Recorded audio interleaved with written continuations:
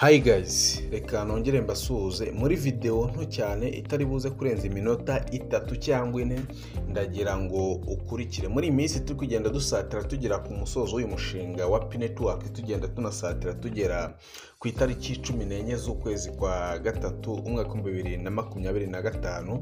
Mu by'ukuri muzi ko umubare nyamwinshi kugeza uyu munsi wa none muri Pi Network uracyafite ibibazo bigendanye n'ama KYC na za migration, n'ibigendanye nuko bagiye bandika amazina nabi cyangwa amanimero y'amatelefoni nabi, cyo gasanga ya step ya 5 yaranze gukunda, yaribanye neza bitewe n'ikibazo cya nimero ya telefoni. Umunsi wa none rero kuba team ya Pi Network iduhereje andi mahirwe yo kuba wahindura nimero yawe ya telefoni. Mbere yuko tubigeraho, ku muntu utarahabwa migration, icyo turabona migration, ariko ibintu byose yarabyujuje, yarakoze liveness, yarakoze liveness neza, yarakunze, ariko akaba tarahabwa migration. Nta kindi ugomba gukora no gukora update ya email, ukanahindura password yari ishaje ukayirengagiza, ugatangira ugakoresha password nshyashya. Hanyuma ndagira ngo tujye ku kibazo cyo guhindura nimero ya telefoni kugira ngo iriya step ya 5 ibashe kuba yagira ute yakunda, kubera ko mu matangazo kwa timu iri kugenda itanga, iri kugenda ishishikariza abapayiniya kuzuza imyirondoro cyangwa gukompleta mainnet checklist. Mbibutsa ko zira step zose kare 9 yo zituzuye aba ari ikibazo. Ariyo mpamvu rero wewe wari waribagiwe nimero ya telefoni cyangwa warafunguye nimero ya telefoni wihuta ukibeshyaho umubare umwe cyangwa ukibeshya imibare 2.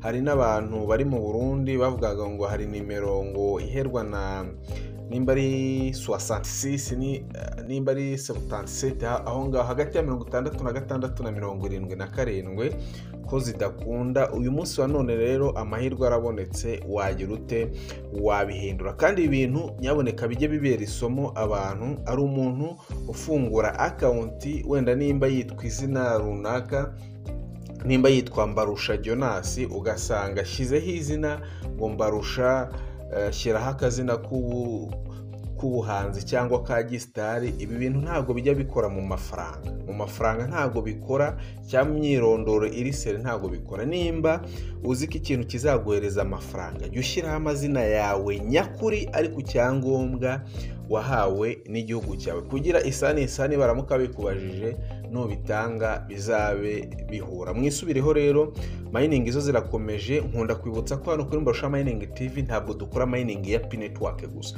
hari indi mining nayo yaje yitwa Delta Network, imeze nka Pi Network neza. Haba na mining ni kimwe, hari mining yitwa Ruby Network, hari mining yitwa Sidra. Mining izo ni nyinshi hano kuri Mbarusha Mining TV. So twikomereze rero, ubwo nakari gaciyemo. Ariyo mpamvu tugira ngo tunacyahe nyine abantu bapfa kwinjira mu bintu nta kintu bitayo, kandi mu by'ukuri ibyo bintu bizatanga amafaranga. Ngira ngo ikibazo cya phone number cyari gihangayikishije abantu benshi. Nta kindi ukora rero, uraza hano kandi kuri change, hanyuma numara gukanda kuri change nta kindi bagusaba no gushyiramo country or region. Ubwo ni code y'igihugu cyawe. Nimba ari Burundi ni 257, nimba ari Rwanda ni 250, nimba ari Uganda ni 256, nimba ari Zimbabwe cyangwa Zambia cyangwa Tanzania urashyiramo code y'igihugu cyawe. Okay, hanyuma ushyiremo wakande usacinge igihugu cyawe. Ubwo uraza usacinge nimba ari Rwanda uyishakemo paka uyigezeho. Okay, dore ni iyi ngiyi itajyamo 250. hanyuma hano kuri 2 barimo baragira ute barakwihanangiriza, kandi mwibuke ko hano bari kutubwira ngo enter new phone number. Ahanga baruvuga ngo enter full updated number without country code. Impamvu baruvuga ngo shyiramo nimero yawe ya telefoni udasizeho code y'igihugu cyawe. Ahangaha bari kode y'igihugu yamaze kugira ute kujyaho. Ubwo nimba nimero yawe ari 078 urahera kuri 78, nimba ari 2 ni 72, nimba ari 75 nk'izi Bugande ni 75, nimba ari nimero zo mu Burundi urakomereza kuri 7 kubera ko kode bagize ute bamaze kugira ute kuyishyiraho. Okay, iyi ni nimero ya telefone, hanyuma ukande confirm change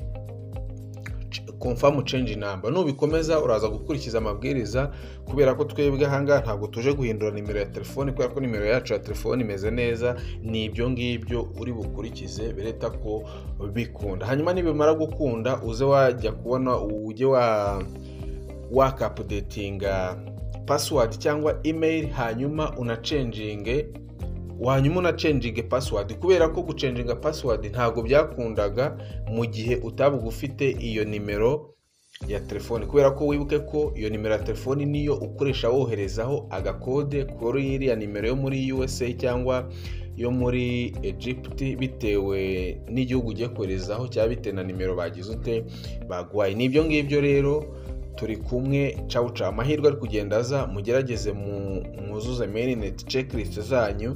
Ku muntu utarahabwa migration namugarutseho yarujuje ibisabwa byose, nta kindi ugomba gukora ni uguhindura password ukana updatinga email. Ari amahirwe kwa team ya P-Network yatanze ro muri dashboard, nyaboneka mugerageze mu ya profit. Twabisobanura twabivuze bihagije. Iriya minsi ni gufatanye n'ubwo urumva ko konti yawe ishobora kuzajya mu byago. Nibyo ngibyo rero, ndabakunda cyane, mukomeze mukandi subscribe hano kuri Mbarusha Mining TV, tujye tubana muri updates zacu za buri munsi.